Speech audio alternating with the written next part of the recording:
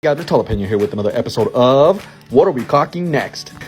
On today's project, we're going to be addressing that little gap that's between the crown molding and the ceiling. FYI, I did not install the crown molding, but the guys who did install it could only do so much with the ceiling not being level. On some areas, the crown molding did bump up against the ceiling. Like on this little corner here, there's barely any gap, but as soon as you go out, there's that big gap right there. And like I said, the installers could only do so much. But anyways, first thing you're going to want to do is put some blue tape. That way you don't get all the caulk on the crown. And I just went ahead and put blue tape on all the crown molding in the kitchen. This is going to make it super easy to paint once the caulk dries. So once everything's blue taped, caulk time. I'm using extreme stretch caulk by DAP. It says it could fill gaps up to 3 inches, but I do not know, and I really probably wouldn't recommend that. But one thing I do like about it is that it expands 600%. It's going to help out a lot, especially here in the cabinets when you're slamming doors. It's not going to crack as easy. Remember, it expands 600% once dry. One thing I did forget to mention is that when you're putting up your blue tape, make sure you leave a little 1/16 of an inch reveal from the end of the crown. That way, when you pull your blue tape, it's not going to pull the caulking with it. And be careful not to do this. Look, it's going to leave lines, and then when it dries, it doesn't look good. I always recommend to have a wet rag when you're caulking, or you could use a sponge. A lot of people seem to like to use that. Me personally, I like those terry rags. But once you let the caulking dry, it's time to paint. And to make this process super easy, you could just caulk it without the blue tape, without painting. But there's a possibility you could get the caulk on the crown. And also, if you don't paint the caulking when you're done, it's going to turn yellow and it's going to be very noticeable. But if you're concerned about the paint not matching, then I would probably recommend to tape off the ceiling and the crown and use silicone, white silicone. Those usually don't yellow,